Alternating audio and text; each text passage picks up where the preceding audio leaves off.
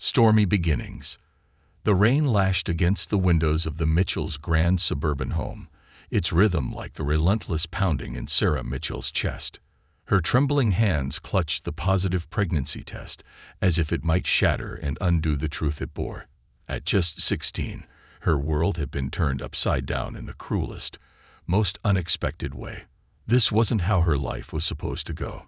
Not in this house, not under the strict rule of her parents, who valued their reputation more than anything else. She sat frozen on the edge of her bed, her childhood room now feeling alien. The pale pink walls, dotted with awards and pictures of her beaming alongside her parents at various high society events, seemed to mock her. The perfectly arranged bookshelf, filled with textbooks for advanced classes, was now a grim reminder of a future slipping out of reach. The creak of the door opening snapped her out of her daze. Margaret Mitchell, Sarah's mother, stood in the doorway. Her manicured hand gripped the frame so tightly that her knuckles turned white. The storm outside was nothing compared to the tempest brewing in her eyes. What is that?" Margaret demanded, her voice tight and icy. Her gaze zeroed in on the test in Sarah's hand. Sarah opened her mouth, but the words stuck in her throat. She felt like a defendant in one of her father's courtrooms, guilty before the trial even began. "I'm pregnant," she whispered, the words barely audible. Margaret's gasp was sharp enough to cut glass. "This cannot be happening. This will not happen to our family." Before Sarah could respond, heavy footsteps echoed in the hallway. Richard Mitchell, her father, entered the room. His face, usually calm and composed in the courtroom, was now twisted with anger. The storm outside paled in comparison to the one raging within him. "Who?" he demanded, his voice low and dangerous. "Who's the father?" "Jason," Sarah said, her voice quaking. "Jason Cooper." Margaret let out a hollow, humorless laugh. "The mechanic's son. This is what you throw away everything for. 16 years of private education, of us giving you everything. And you choose him. He's kind. Enough," Richard interrupted, his fist slamming down on Sarah's desk. The sound echoed, making her flinch. "You have 1 hour. Pack whatever you can carry. After that, you are no longer welcome in this house." Sarah's world tilted. "No, please. I'm sorry." "You've made your choice," Margaret said, her voice devoid of any warmth. "We won't let you ruin us with your mistakes. What would the country club say? What would your father's colleagues think?" Tears streamed down Sarah's face as she stumbled to her closet, pulling out a small duffel bag. She grabbed clothes, her grandmother's locket, and the little money she had saved from babysitting. Her shaking hands found a worn photo album on the shelf, the one filled with memories of a happier time when her parents were her heroes. Her mother's voice echoed down the staircase as Sarah descended, her belongings weighing her down. "If you walk out that door, don't ever think about coming back." The words cut deeper than any blade. The heavy oak door closed behind her with a finality that made her chest ache. The rain immediately soaked through her thin jacket as she stood on the porch, watching as the porch light blinked out, leaving her in darkness. She pulled out her phone, dialing Jason's number. Her heart sank with every unanswered ring. Again and again, she tried, desperation building with each attempt. It wasn't until the next day that she learned his family had moved out of state that morning. His father had accepted a job offer. Jason had no idea she was carrying his child. Sarah wandered aimlessly in the rain, her thoughts a chaotic swirl of fear and regret. The storm raged on, soaking her to the bone. By the time she stumbled into a small 24-hour diner, she was shivering and utterly exhausted. The fluorescent lights were harsh against her tear-streaked face as she slid into a booth near the window. A waitress approached, her kind eyes softening as she took in the sight of the soaked teenager. "Honey, you look like you've been through hell," she said, sliding a cup of coffee in front of Sarah. "On the house." Sarah managed a week. "Thank you," but couldn't meet the woman's gaze. She clutched the warm cup like a lifeline, the heat seeping into her frozen fingers. The waitress, Betty, lingered, her concern evident. "Got somewhere to go, sweetheart?" Sarah shook her head, fresh tears spilling down her cheeks. "No." Betty sighed, her hand resting on the edge of the table. "I get off in an hour. My sister runs a women's shelter downtown. How about I take you there? Get you somewhere warm and safe." Sarah hesitated, her pride warring with her desperation. But the memory of her parents' cold, unforgiving eyes made the choice for her. She nodded.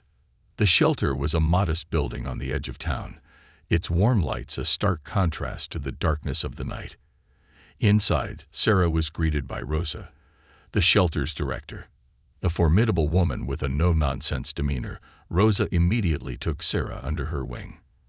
"You've got fire in you, girl," Rosa said one evening as Sarah helped clean the communal kitchen. "Don't you ever let anyone put it out." Sarah clung to those words like a lifeline. Over the next few weeks, she threw herself into rebuilding her life. During the day, she worked 2 jobs, mornings at a bakery and afternoons filing papers at a small law firm. At night, she studied for her GED, determined to finish her education. When her daughter, Emma, was born on a warm spring morning, Sarah held her tiny hand and made a solemn vow. "We're going to make it, baby girl. Somehow, we'll prove them all wrong." The years that followed were a blur of sleepless nights and relentless work. Sarah moved from the shelter to a tiny studio apartment, balancing online college courses with her demanding jobs. Emma grew into a bright, curious child, her laughter filling their modest home with light. Though life was hard, Sarah never gave up. She worked tirelessly, her determination fueled by a fierce love for her daughter and an unyielding desire to succeed. Every challenge only made her stronger. Little did Sarah know, the journey she had embarked on would one day lead her back to the doorstep of the very people who would cast her out. But she was no longer that frightened, rain-soaked teenager. She was Sarah Mitchell, stronger, wiser, and ready to face whatever came next. The fire within. 5 years had passed since Sarah Mitchell had walked out into the storm that fateful night. Those years were not kind to her, but they forged her into someone she barely recognized. The timid, frightened girl who had begged her parents to let her stay was gone, replaced by a determined young mother with a fire in her soul. That fire burned brighter with every hardship she overcame, every step forward she took for herself and her daughter. The tiny studio apartment she and Emma now called home was far from luxurious, but it was theirs. The walls were a muted beige, the floors scuffed with years of wear, but Sarah had filled the space with love and warmth. The refrigerator displayed Emma's crayon drawings, smiling sons, stick figures of herself and her mother, and bold declarations like, "I love Mom." A small bookshelf in the corner held Sarah's growing collection of law textbooks, each one dog-eared and annotated from countless late-night study sessions. Emma, now 5 years old, was a bundle of energy and joy. She had inherited Sarah's green eyes and determination, often asking endless questions about the world around her. "Why do birds fly, Mommy? Why is the sky blue? Can I be a lawyer like you someday?" Sarah would smile and kneel to Emma's eye level. "You can be anything you want to be, sweetheart. Anything at all." Sarah's days were grueling but purposeful. Every morning, she woke before dawn to bake at a local cafe, her hands dusted with flour as she prepared fresh pastries for the breakfast crowd. The bakery owner, Mrs. Turner, was a kind older woman who often slipped extra rolls into Sarah's bag for Emma. "That little girl of yours has your spark," she'd say. "Don't let anyone dim it." After her bakery shift, Sarah would rush to her second job at a law firm. It wasn't glamorous, mostly filing, organizing documents, and making coffee, but it paid the bills and brought her closer to her dream. She often stayed late, poring over legal books in the break room, her fingers tracing the dense text as she taught herself the basics of contract law. One evening, as she was engrossed in a particularly thick volume, a voice interrupted her. "You've been at that for weeks. Why not ask for help?" Sarah looked up to see Catherine Jong, one of the senior partners at the firm. Catherine was known for her sharp intellect and no-nonsense demeanor. Sarah immediately felt self-conscious, but Catherine's expression wasn't one of judgment, it was curiosity. "I didn't think I could," Sarah admitted, closing the book. "I'm just the filing clerk." Catherine pulled out a chair and sat across from her. "Knowledge doesn't care about job titles. If you're this determined to learn, you should use every resource available to you." From that day on, Catherine became Sarah's mentor. She encouraged Sarah to apply for scholarships, guided her through the labyrinth of financial aid applications, and even wrote her a recommendation for a local community college. "You've got grit," Catherine said one afternoon.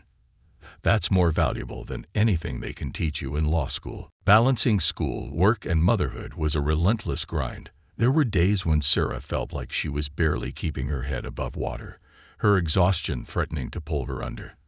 But every time she looked at Emma's smiling face, she found the strength to keep going. Emma's milestones became Sarah's fuel. When Emma learned to write her name, Sarah cheered louder than anyone else in the classroom. When Emma proudly showed off a drawing of her family, just the two of them holding hands, Sarah felt a pang of both pride and sadness. She promised herself that Emma would never feel the rejection she had endured. One cold winter evening, Sarah's determination paid off in an unexpected way. She was staying late at the law firm, as usual, when Catherine walked into the break room with a thoughtful expression. "Sarah, do you have a moment?" Sarah nodded, setting aside the book she had been studying. "We're taking on a pro bono case," Catherine began, sitting across from her. "A single mother facing eviction. I've noticed how passionate you are about family law. I think you could help." Sarah's eyes widened. "Me?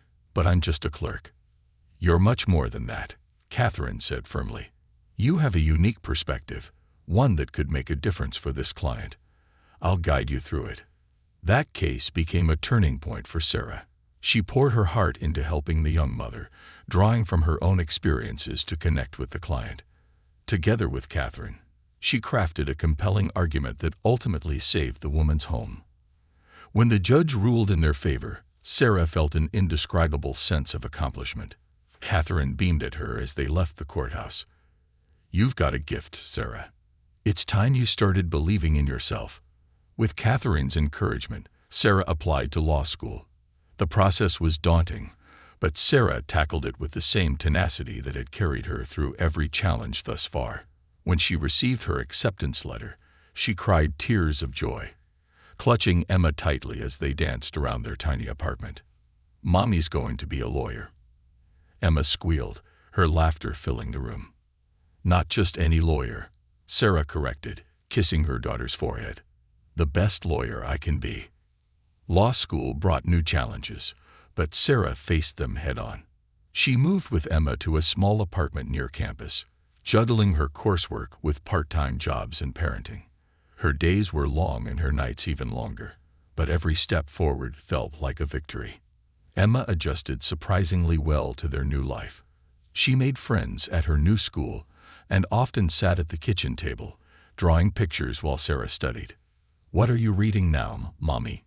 she'd ask, her curiosity boundless. "Something about contracts," Sarah would reply with a smile.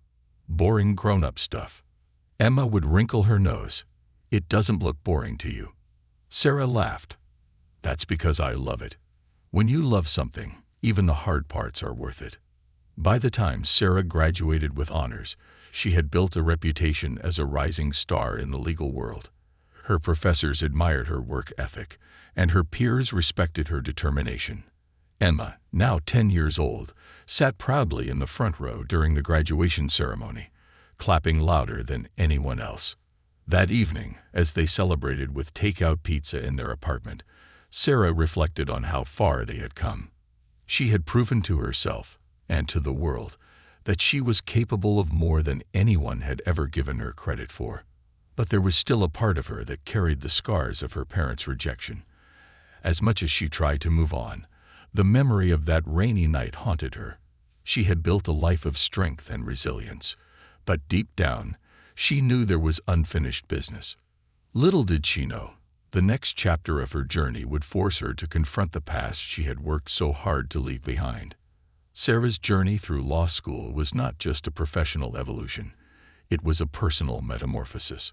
She had grown into someone who could stand tall against adversity, but there were still moments when the weight of her past threatened to pull her down. The memory of her parents' faces, cold and unyielding, lingered in the back of her mind like a shadow. Late one night, after a particularly grueling day of classes and part-time work, Sarah sat at her tiny desk, reviewing case studies.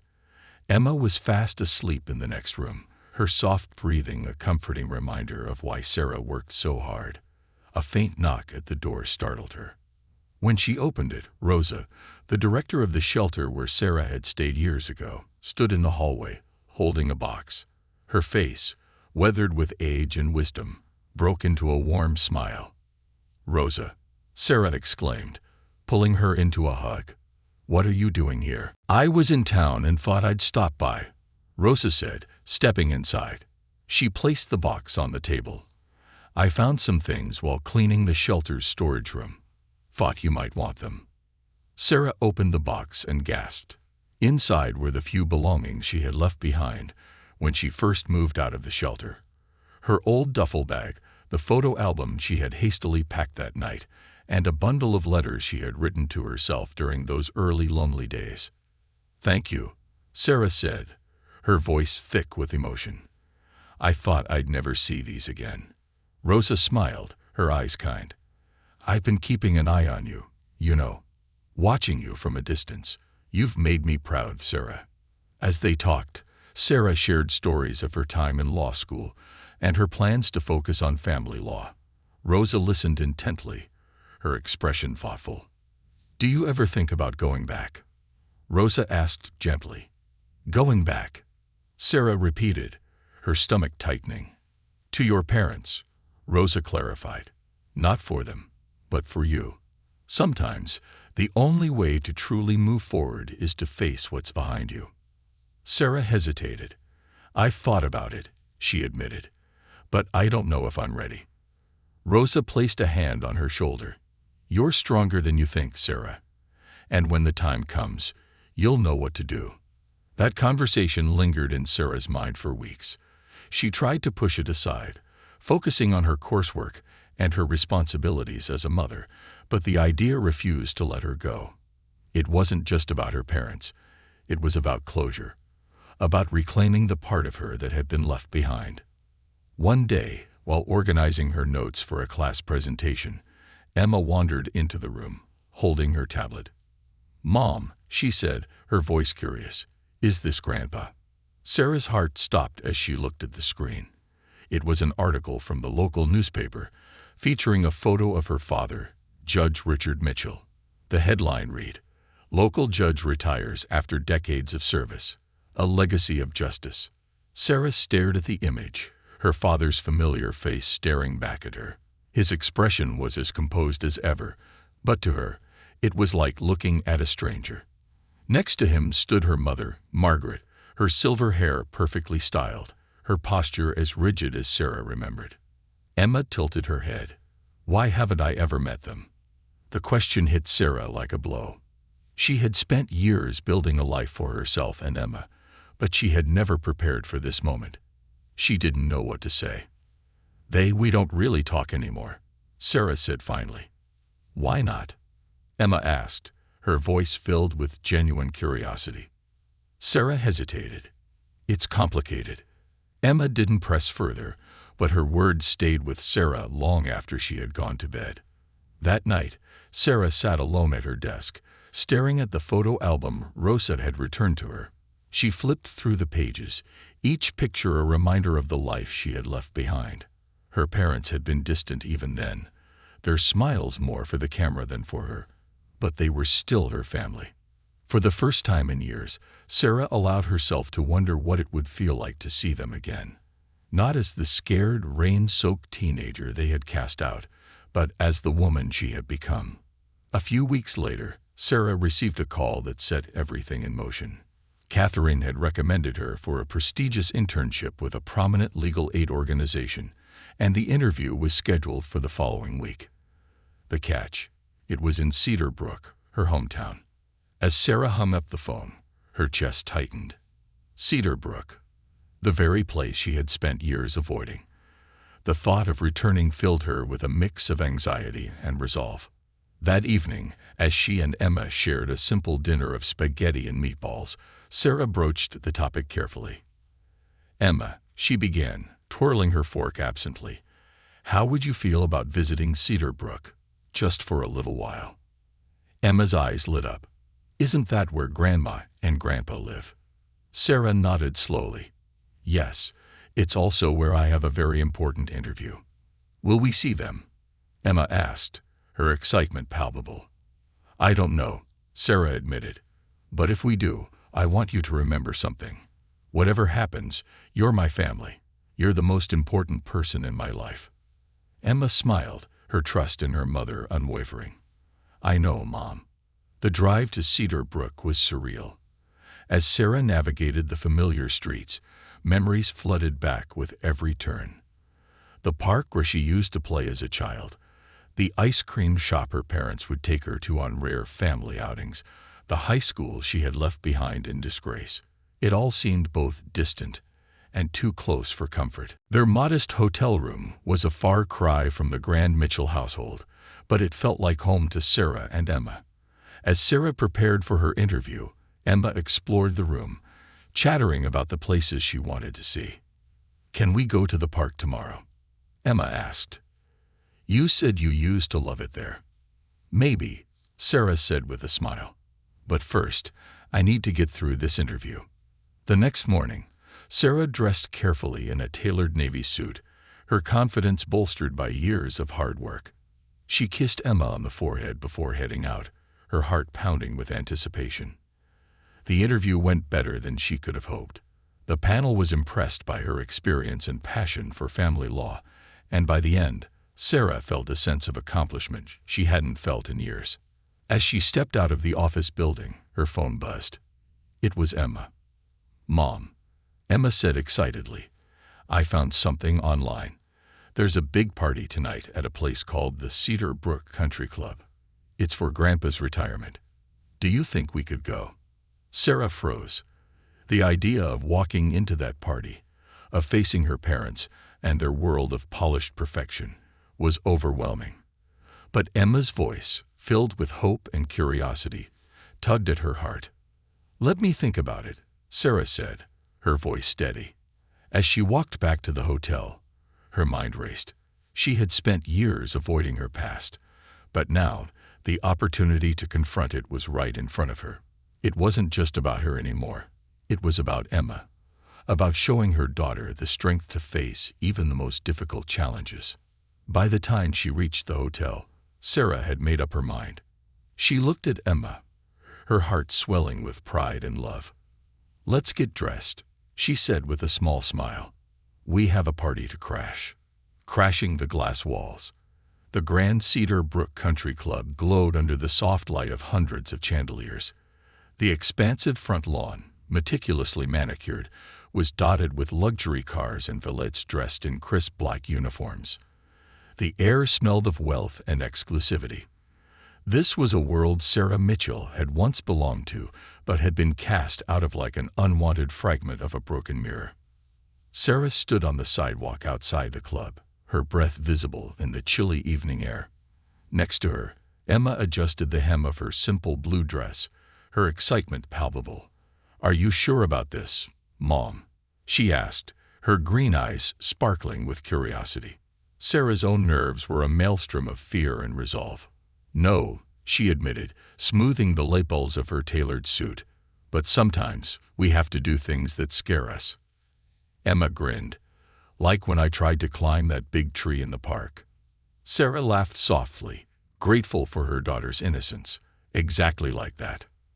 They approached the club's entrance, where a woman holding a clipboard greeted them with a polite but scrutinizing smile. "Name, please." Sarah's voice was steady as she replied, "Sarah Mitchell." The woman's eyebrows shot up, recognition flickering in her eyes. Whispers began to ripple through the nearby crowd like a breeze through tall grass. Sarah could feel the weight of their stares, their judgments, but she refused to waver. Inside, the ballroom was a spectacle of opulence. The polished marble floors reflected the glittering light from the crystal chandeliers above. Tables draped in pristine white cloths were adorned with elaborate floral centerpieces. The sound of clinking glasses and murmured conversations filled the air, punctuated by the occasional burst of laughter. Sarah and Emma stepped into the room, their entrance unmissable. Heads turned, conversations halted, and the whispers grew louder. Sarah held her head high, her posture a testament to the years she had spent rebuilding herself. "There they are," Emma whispered, pointing toward the center of the room. Sarah followed her daughter's gaze and saw her parents standing by the podium. Richard Mitchell was in the middle of a conversation, his demeanor as composed as ever. Margaret stood beside him, her silver hair perfectly styled, her smile a mask of practiced charm. For a moment, Sarah felt like that scared 16-year-old again, her heart pounding in her chest. But then she felt Emma's small hand slip into hers, grounding her. She wasn't that girl anymore. She was Sarah Mitchell, a mother, a lawyer, and a fighter. The crowd parted instinctively as Sarah walked forward, Emma by her side. Each step echoed in the vast room, the sound as loud as a heartbeat in the silence that followed her. Margaret noticed them first, her smile faltering as her eyes widened in shock. "Sarah." Margaret's voice was a barely audible whisper. Richard turned, his expression freezing in place. For the first time in Sarah's life, she saw something other than sternness or disappointment in her father's eyes. It was a flicker of disbelief, maybe even fear. "Hello, Mother." "Father," Sarah said, her voice calm but firm. "It's been a long time." Margaret's composure cracked, her champagne glass trembling slightly in her hand. What are you doing here?" "I thought it was time you met your granddaughter," Sarah replied, stepping aside to reveal Emma, who had been partially shielded by her mother's presence. Emma stepped forward, her green eyes bright with curiosity. "Hi," she said, her voice clear and confident. "I'm Emma." The resemblance was undeniable. Emma had Margaret's elegant features, Richard's height, and Sarah's fiery determination. Gasps rippled through the crowd, and Sarah could hear snippets of whispered conversations. "That's her daughter. She looks just like them." After all these years, Richard stared at Emma, his face pale. "Your granddaughter," he repeated, his voice faltering for the first time. "Yes," Sarah said, her gaze unwavering. "She's 15 now, top of her class, captain of the debate team, and the most incredible person I've ever met." Emma beamed at her mother's words, standing tall under the scrutiny of dozens of eyes. Margaret opened her mouth to speak, but no words came out. Her perfectly constructed facade was crumbling before the audience of their peers. "I thought you might also like to know," Sarah continued, her voice gaining strength, "that I recently became the youngest partner at Jong & Associates.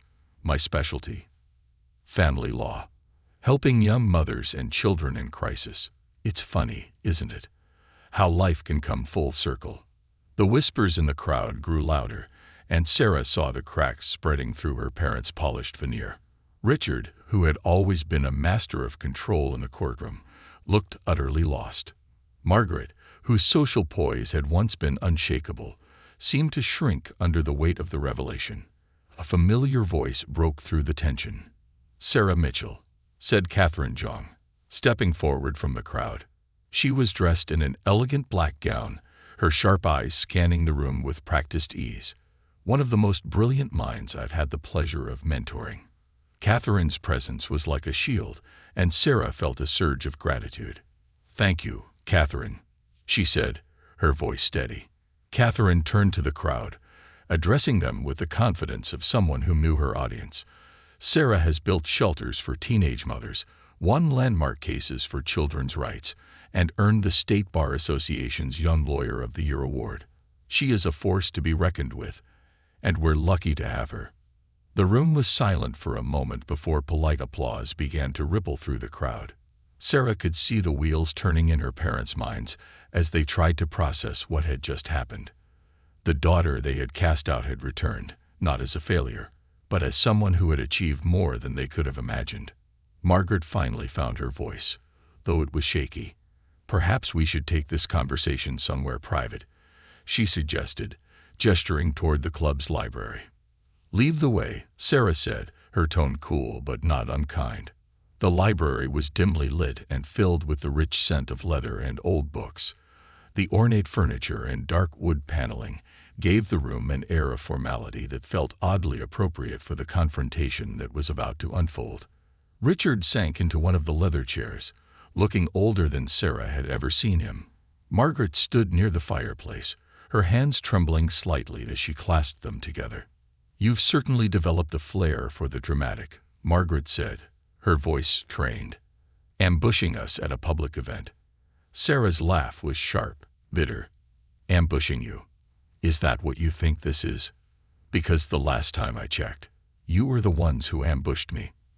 That night, when you threw me out into the rain with nothing but a duffel bag and a broken heart." Richard flinched at her words, his face shadowed by regret. We thought we were doing what was best," he said quietly. "For who?" Sarah demanded, her voice rising. "For me. For my child. Or for your precious reputation." Margaret's carefully composed mask cracked further. "We made a mistake," she admitted, her voice barely audible. "We were scared. Angry. We didn't know how to handle it." Sarah's eyes filled with tears, but she refused to let them fall. "You didn't even try. You let your pride and fear dictate everything. You left me to fend for myself when I needed you most." Emma, who had been silent until now, stepped forward. "Did you ever try to find us?" she asked, her voice steady but filled with a quiet hurt. "Did you ever wonder if we were okay?"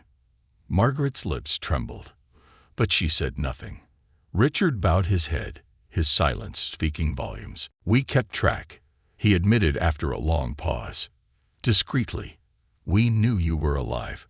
We knew you were succeeding.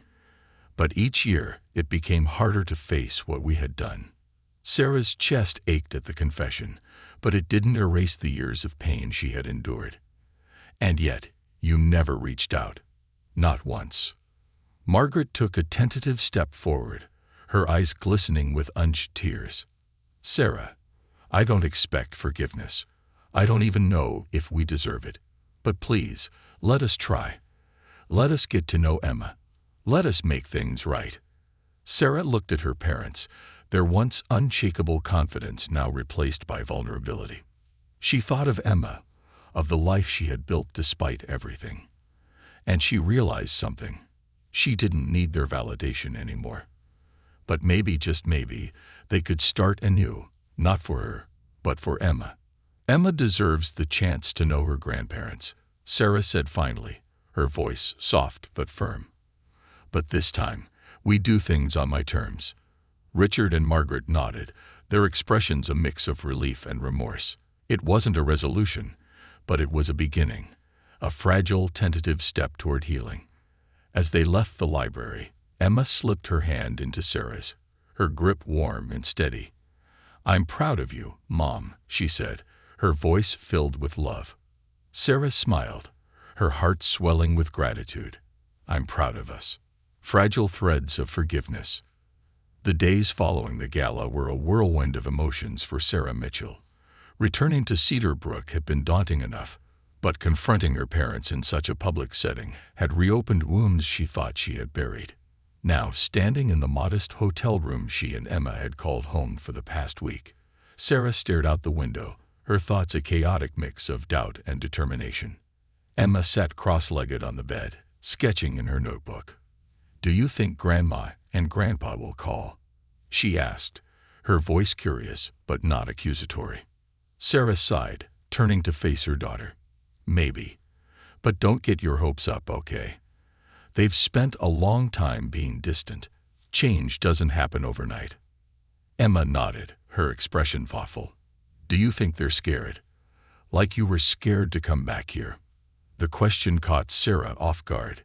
She had never considered that her parents might be struggling with their own fears. For years, she had painted them as unfeeling, their rejection driven by pride and cruelty. But now, after seeing the cracks in their polished facades, she wondered if there was more to their silence than she had allowed herself to see. 2 days later, the phone rang. Sarah hesitated before answering, her heart pounding in her chest. "Hello." "Sarah." Her mother's voice was hesitant, almost trembling. "It's Margaret. I was wondering if you and Emma might join us for lunch tomorrow." "At the house." The house. The word hung in the air like a weight. Sarah hadn't set foot in her childhood home since the night she had been cast out. The idea of returning filled her with a mixture of dread and defiance. "Okay," Sarah said after a long pause. "We'll be there." The next afternoon, Sarah and Emma stood at the edge of the manicured driveway, staring up at the sprawling colonial-style house. It looked exactly as Sarah remembered it, down to the perfectly trimmed hedges and the pristine white shutters. But what had once felt imposing now seemed hollow, like a shell of a memory she no longer belonged to. "Are you okay, Mom?" Emma asked, squeezing Sarah's hand. Sarah nodded, her resolve hardening. "I'll be fine. Let's go." The door opened before they could knock, and Margaret stood in the doorway, her expression a mix of nervousness and forced composure. "Come in," she said, stepping aside. The interior of the house was frozen in time. The same polished wood floors, the same ornate furniture, even the same faint scent of lavender air freshener lingered in the air. Sarah half expected to hear her teenage self bounding down the stairs, or her father's voice booming from his study. Richard appeared in the hallway, his posture stiff, but his expression softer than Sarah had expected. "Thank you for coming," he said, his voice low. Emma broke the tension with her usual curiosity. "Is this where you grew up, Mom?" Sarah smiled faintly. "Yes, this is where I used to live." Margaret cleared her throat. "Lunch is ready. Let's sit."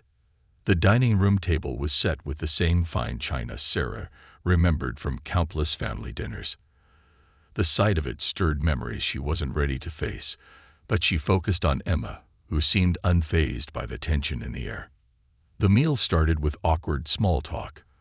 Margaret asked Emma about school, her favorite subjects and her hobbies, while Richard mostly listened, occasionally nodding in approval. Emma, ever the diplomat, answered politely, but didn't shy away from showing her bold personality. "I want to be a lawyer like my mom," she announced proudly. "She's amazing." Richard glanced at Sarah, his expression unreadable. "It seems you've done well for yourself," he said after a moment. "Despite everything." Sarah bristled but held her tongue. She wasn't here to argue, at least not yet. After lunch, Margaret suggested they move to the living room. The room felt more intimate, and Sarah noticed small signs of change. A worn throw blanket draped over the couch, a photo of her parents with an unfamiliar couple on the mantel. These subtle imperfections made the house feel less like a museum and more like a home. Richard leaned forward, his hands clasped tightly. "We owe you an apology, Sarah." The words hung in the air, heavy with years of unspoken pain. "We failed you," he continued, his voice cracking slightly. "When you needed us most, we let our pride get in the way. We were wrong." Margaret's eyes glistened with tears. "We were so consumed with appearances, with what people would think, that we lost sight of what really mattered. I can't tell you how many nights I stayed awake wondering where you were, if you were safe." Sarah's throat tightened. For so long she had dreamed of hearing these words, but now that they were being spoken, they didn't feel like a balm. They felt like an echo, late and distant. "Why didn't you reach out?" Sarah asked, her voice trembling. "All those years, and not a single phone call, not a letter, nothing." Margaret looked down, her hands twisting in her lap. "We were cowards. The longer we waited, the harder it became. Every time we thought about calling, we told ourselves it was too late." "It wasn't too late," Sarah said, her voice rising. "It's never too late to fight for your child." Emma, who had been quietly listening, finally spoke. I think they're trying now, Mom. Sarah looked at her daughter, whose wisdom far exceeded her years. Emma wasn't just a bystander in this.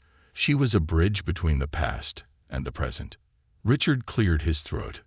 Sarah, I know we can't undo what we did, but we want to try to make amends.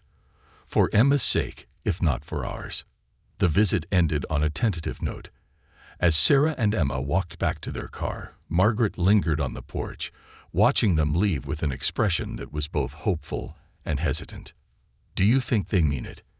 Emma asked as they drove away. I think they're trying, Sarah said after a long pause. And that's a start.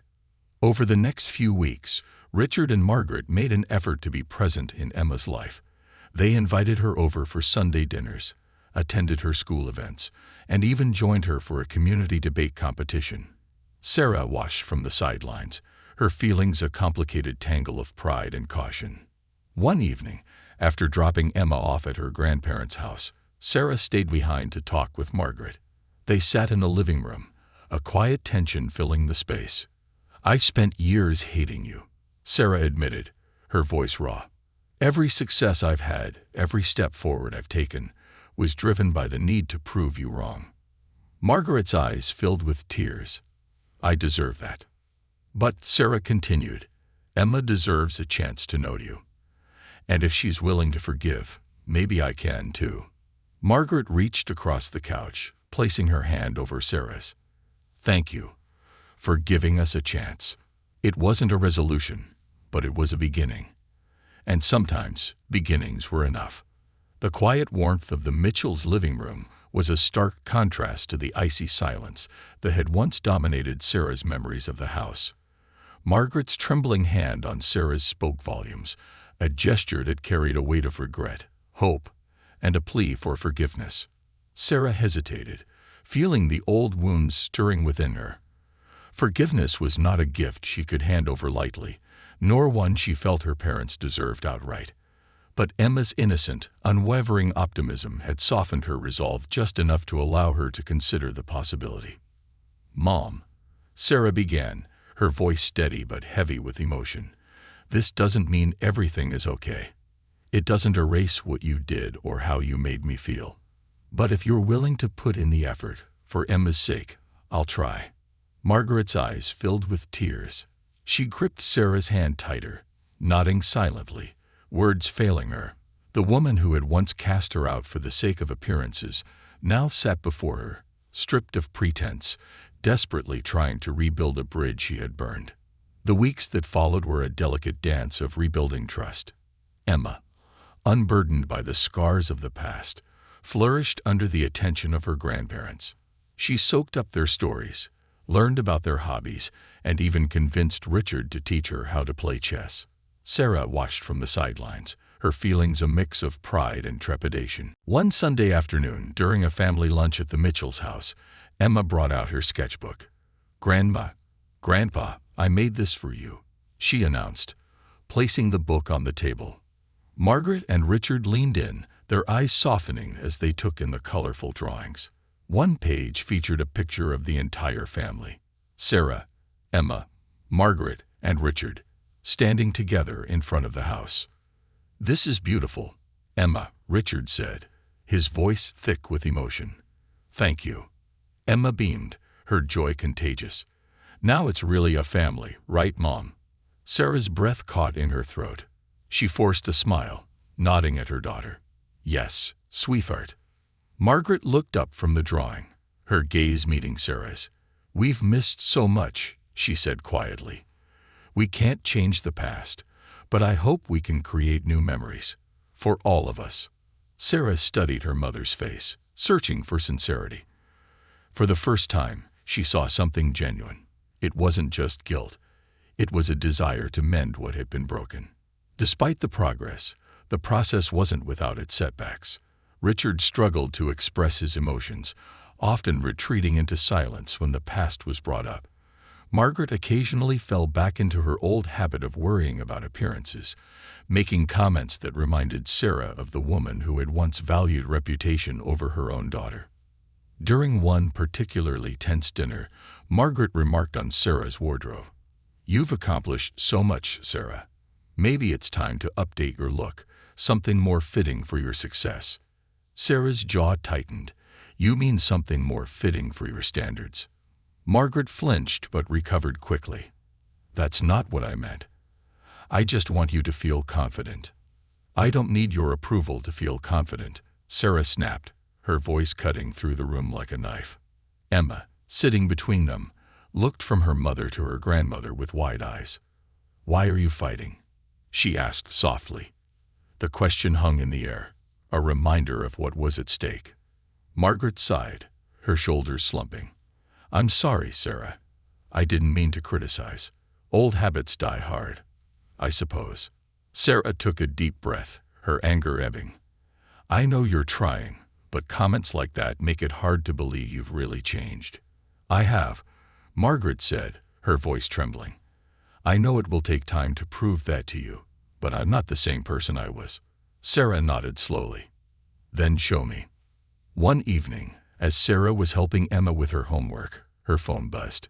It was a text from her father, a rarity in itself. Richard, can we talk? Just us. Sarah stared at the message, unsure of what to expect. After a moment's hesitation, she typed a reply. Sarah, okay. When? The next day, Sarah met Richard at a small cafe in town, far removed from the grandeur of the Mitchell household. He was already seated when she arrived, his hands clasped around a steaming cup of coffee. He looked older than she remembered, the weight of the years and his regrets etched into his face. Thanks for coming, Richard said, standing awkwardly before motioning for her to sit. Sarah took her seat, folding her hands in her lap. What's on your mind? Richard stared into his coffee, searching for the right words. I spent a lot of time thinking about what I did, what we did. I can't justify it. I can't even fully explain it. I was so wrapped up in my career, in maintaining an image, that I forgot what was most important. Sarah remained silent, letting him speak. I've always been a man who valued control, he continued. In the courtroom, at home, everywhere. But that night, when you told us you were pregnant, I felt like I had lost all control, and instead of facing that fear, I lashed out. I took it out on you. His voice cracked, and he looked up at her, his eyes filled with guilt. I don't expect you to forgive me, Sarah, but I needed you to know that I regret every moment of it. I'm proud of you, not just for what you've accomplished, but for the person you've become. Sarah's throat tightened. She had spent years longing for her father's acknowledgement, but hearing it now felt bittersweet. I appreciate that, Dad, she said softly. But it's not just about words. It's about actions. Emma needs consistency. I need consistency. Richard nodded. You'll have it. I promise. The weeks turned into months, and slowly the fragile threads of forgiveness began to weave a new bond between Sarah and her parents. There were still moments of tension, still reminders of the pain that had passed between them, but there were also moments of connection, of healing. For Emma's birthday, Richard and Margaret surprised her with a small party at their house. They decorated the dining room with balloons and streamers, baking the cake together, a far cry from the perfect, catered events Sarah remembered from her own childhood. Watching her parents laugh as they struggled to pipe icing onto the cake, Sarah felt a flicker of hope. They weren't perfect, and they never would be, but perhaps perfection wasn't the goal. Perhaps the real victory was in trying, in choosing to show up despite the past. As Emma blew out the candles, her laughter filling the room, Sarah allowed herself to believe that maybe, just maybe, they could become the family they had always been meant to be. Shadows of the past. Sarah sat alone in her modest kitchen one late evening, the warm glow of a single lamp casting long shadows across the room. A cup of tea sat untouched in front of her as she stared at the stack of old letters on the table. They were the same ones Rosa had returned to her weeks ago, letters she had written to herself during her darkest moments. Each one was an artifact of the person she had been, the scared, heartbroken teenager struggling to survive. One by one, she unfolded them, her eyes scanning the familiar handwriting. Dear future me, One began, "I don't know if we're going to make it, but if you're reading this, it means you did. And that means we're stronger than they thought. Stronger than I thought." Sarah's eyes filled with tears. She had forgotten what it felt like to be that girl, lost and alone, with no one to rely on but herself. The wounds her parents had inflicted hadn't just scarred her, they had shaped her entire identity. And now, as they tried to rebuild a relationship with her and Emma, she wasn't sure if she could fully reconcile the people they were today with the ones who had thrown her out. Her phone buzzed, breaking her thoughts. It was a text from Margaret. "Margaret, can we meet tomorrow? There's something I want to show you." Sarah hesitated, her fingers hovering over the screen. Then she typed a simple reply. "Sarah, okay." The next morning, Sarah arrived at her parents' house, her heart heavy with uncertainty. Margaret greeted her at the door, looking nervous but determined. "Thank you for coming," she said, her voice soft. "I've been thinking a lot about what you said, about how it's not just about words, but actions." Sarah nodded, her expression guarded. "What is it you wanted to show me?" Margaret gestured for Sarah to follow her. They walked through the house, passing rooms filled with memories Sarah had tried to forget. Finally, they stopped in front of a door Sarah recognized all too well, her father's study. Inside, Richard was seated at his desk, surrounded by stacks of papers and open books. He looked up as they entered, his face a mix of relief and apprehension. "Sarah," he said, standing awkwardly. "Come in."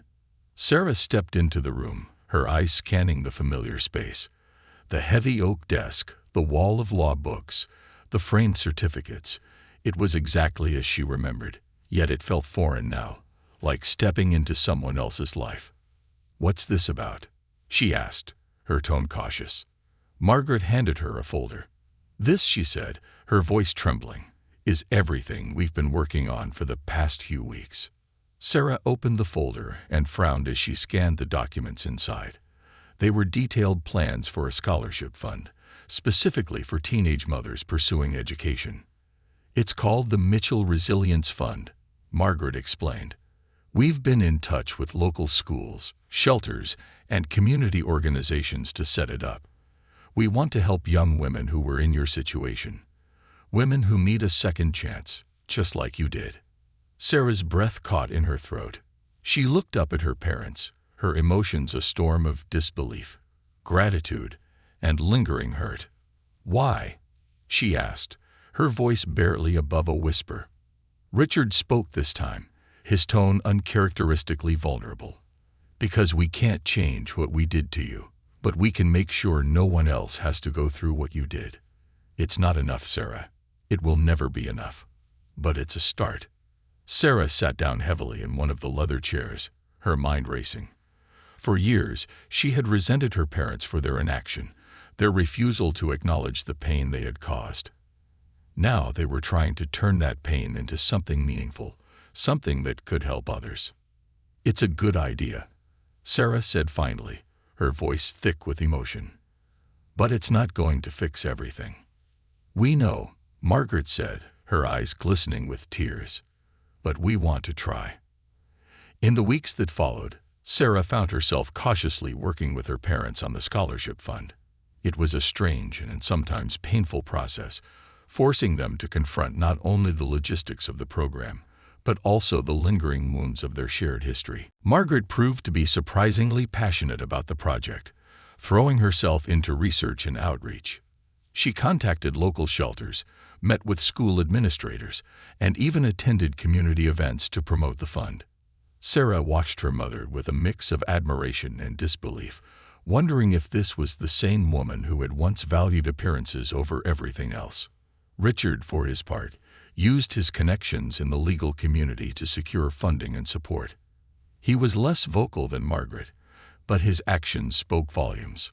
One evening after a particularly long meeting, he pulled Sarah aside. "I want you to know," he said quietly, "that this isn't just for show. This isn't about our reputation. It's about you. It's about making amends." Sarah studied him, searching for any sign of insincerity. but all she saw was a man trying to right his wrongs. "Thank you," she said finally, "for trying." Emma, meanwhile, thrived in her new role as the unofficial ambassador of the fund. She accompanied her grandparents to events, sharing her own perspective as the child of a strong, determined mother. Her enthusiasm was infectious, and she quickly became the heart of the initiative. At one event, as Emma stood on stage introducing the fund to a room full of donors, Sarah felt a swell of pride. Her daughter was confident, articulate, and unafraid to speak her mind. She was everything Sarah had hoped to raise her to be. After the event, Emma ran up to Sarah, her face glowing with excitement. "Did you see me, Mom? I wasn't even nervous." "You were amazing," Sarah said, pulling her into a hug. "I'm so proud of you." Emma grinned. Grandma and Grandpa said the same thing. "Do you think they're proud of you too?" The question caught Sarah off guard. She looked over at her parents, who were talking to a group of donors nearby. They glanced in her direction and smiled, a genuine warmth in their expressions. "I think they are," Sarah said, her voice soft. "But more importantly, I'm proud of us." As the fund grew and the first scholarships were awarded, Sarah began to feel the weight of the past start to lift. It wasn't a clean slate. There were still scars, still moments of doubt, but it was a step forward. One evening, as she and Emma sat on the porch of their small home, watching the sunset, Emma asked, "Do you think things are going to be okay now?" Sarah wrapped an arm around her daughter, pulling her close. "I don't know," she admitted, "but I think we're finally on the right path." For the first time in years, Sarah allowed herself to believe that healing was possible, not just for her, but for her family, and for the countless young women who would benefit from the Mitchell Resilience Fund. It wasn't the ending she had imagined, but it was a beginning. And sometimes, that was enough. Revisiting the shadows, the momentum of the Mitchell Resilience Fund had thrust Sarah and her parents into a whirlwind of activity, but it hadn't erased the complex emotions that lingered between them. For Sarah, every meeting, every event, and every interaction with her parents stirred memories she had long buried. The past was no longer something she could avoid. It was something she had to face. One evening, after a long day of planning sessions and phone calls, Margaret invited Sarah to stay for dinner. It was a rare quiet moment, just the two of them sitting at the old kitchen table that had once felt like a battleground. The table was the same, but the energy was different. The tension that had once been a constant presence was now replaced with something more tentative, more fragile, a willingness to bridge the divide. Margaret set 2 cups of tea on the table and took a seat. "I've been meaning to ask you something," she began, her voice hesitant. "Do you ever think about that night?" Sarah stiffened, her hands wrapping around the warm cup. "Of course I do," she said, her tone careful. "I've thought about it every day since it happened." Margaret nodded slowly, her gaze dropping to the table. "I've been trying to understand why we did what we did, why we were so cold, so cruel. I think it was fear, but that doesn't make it right." "No," Sarah said quietly. "It doesn't." Margaret looked up, her eyes glistening with unshed tears. "I don't expect you to forgive me, Sarah, but I want to understand. I want to know how you survived, what you went through." The question caught Sarah off guard. She had spent years pushing down the pain, focusing on moving forward rather than looking back. But now, with her mother sitting across from her, genuinely asking to understand, Sarah felt the walls she had built around her heart begin to crack. "It wasn't easy," Sarah admitted, her voice trembling. "That night, I had nowhere to go. I spent hours sitting in a diner, trying to figure out what to do next. If it hadn't been for a kind waitress and a shelter that took me in, I don't know what would have happened." Margaret's hand flew to her mouth, a muffled sob escaping her lips. "I didn't know," she whispered. "I didn't let myself think about it. I told myself you were strong, that you'd find a way. But I should have been the one helping you, not abandoning you." Sarah took a deep breath, willing herself to stay composed. "You weren't there, Mom. But I was lucky. I found people who believed in me, who helped me see that I was more than the mistakes you thought I'd made." Margaret reached across the table, her hand trembling as it rested on Sarah's. "I wish I could take it all back," she said, her voice thick with emotion. "But since I can't, I promise to spend the rest of my life making it up to you and Emma." Sarah stared at their joined hands, the weight of her mother's words sinking in. She wasn't ready to fully forgive, but in that moment, she saw a glimpse of the mother she had always wanted, a mother who was willing to try. A walk through memories. A week later, Richard asked Sarah to meet him at the park where she had spent so much of her childhood. The park was almost deserted, the autumn leaves blanketing the ground in a kaleidoscope of gold and crimson. Richard stood by the swings, his hands in his pockets, looking uncharacteristically vulnerable. "I used to bring you here when you were little," he said as Sarah approached. "You loved the swings. You'd scream with joy every time you went higher." Sarah smiled faintly, the memory surfacing despite herself. "I remember." They sat on a bench, the crisp air carrying the faint scent of pine. For a long moment, neither of them spoke. Finally, Richard broke the silence. "I've been thinking about what you said at the gala," he began, "about how we let pride and fear dictate our choices. You were right. We failed you, and I've spent years trying to bury that shame instead of facing it." Sarah looked at him, her expression guarded. "Why now, Dad? Why are you finally admitting this?" Richard sighed, his shoulders slumping. "Because I realized I'm running out of time. Time to fix what I broke. Time to be the father you deserved." Sarah's chest tightened. She wanted to believe him, but the scars of the past made it hard. "It's not just about admitting you were wrong," she said. "It's about proving that you've changed." "I know," Richard said, his voice firm. "And I'm prepared to spend the rest of my life proving it. Not just to you, but to Emma. She deserves to know her grandfather as someone she can trust, someone who's there for her." The sincerity in his voice caught Sarah off guard. For so long, she had seen her father as unyielding, a man more concerned with his image than his family.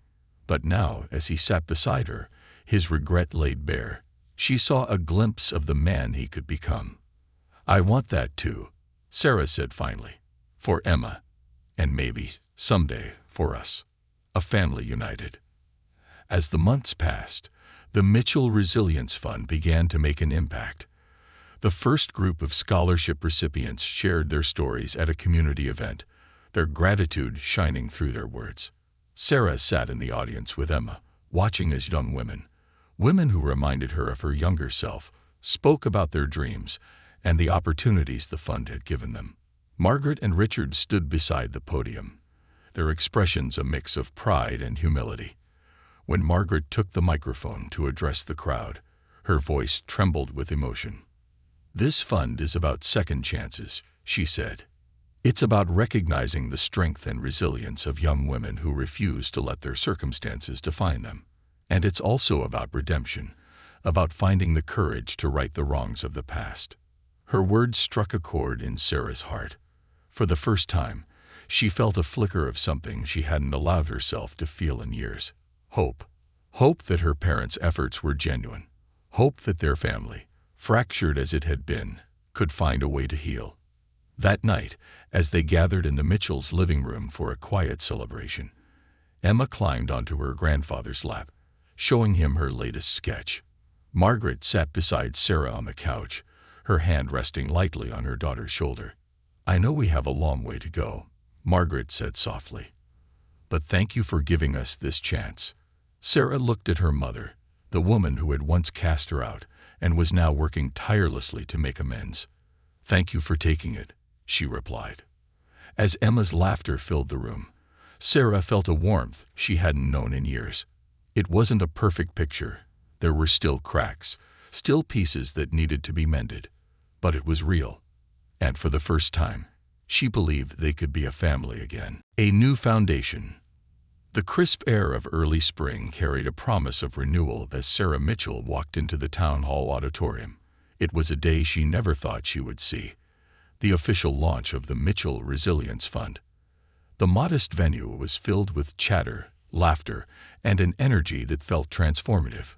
Women who had been chosen as scholarship recipients sat in the front rows, their faces a mix of excitement and nervous anticipation.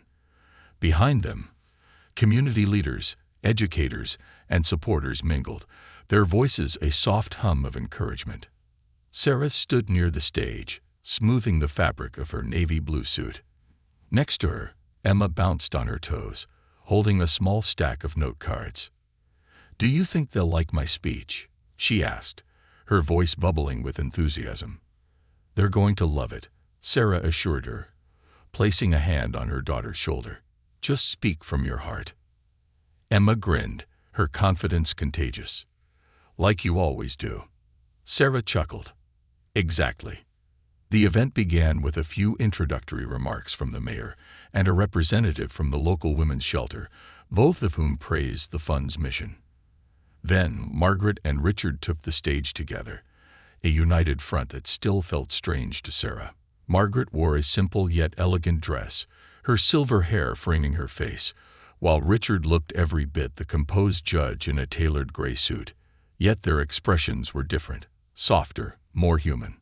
Margaret spoke first, her voice trembling slightly. "When this idea was born, it came from a place of regret. Regret for the mistakes we made and the opportunities we squandered. But today, standing here among all of you, I see hope. I see strength. I see the resilience that this fund was created to support." Richard followed, his tone steady but filled with emotion. "This is more than just a scholarship program. It's a commitment to the idea that no one should face life's challenges alone. We've learned that sometimes the greatest strength comes from admitting your failures and working to make things right." The applause that followed was genuine and heartfelt. Sarah, watching from the sidelines, felt a pang of something she couldn't quite name. It wasn't absolution, but it was a step closer to understanding. Then it was Emma's turn.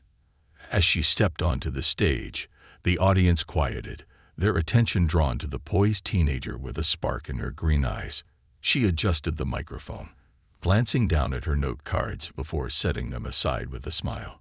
"Hi," she began, her voice clear and confident. "I'm Emma Mitchell.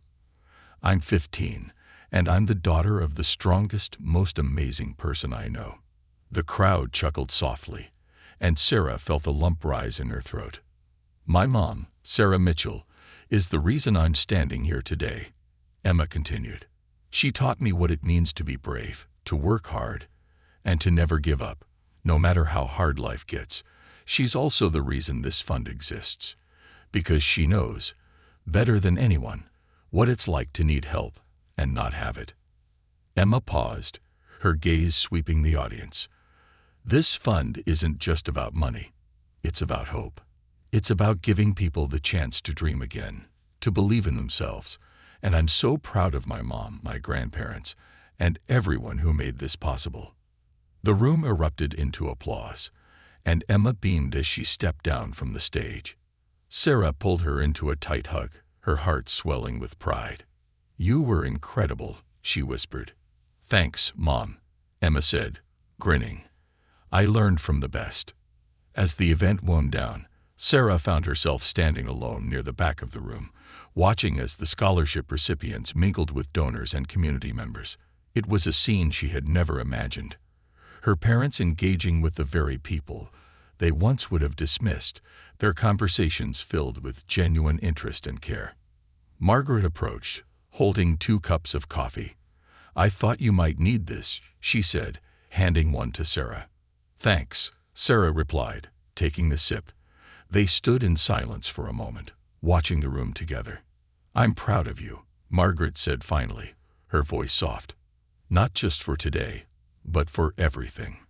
For the person you've become." Sarah turned to her mother, searching her face for any trace of insincerity. But all she saw was a woman trying her best, flawed but earnest. "Thank you," Sarah said, her voice steady. "I'm proud of you, too, for trying." Margaret's eyes filled with tears, but she quickly wiped them away. "I know we have a long way to go, but I'm grateful you're giving us this chance."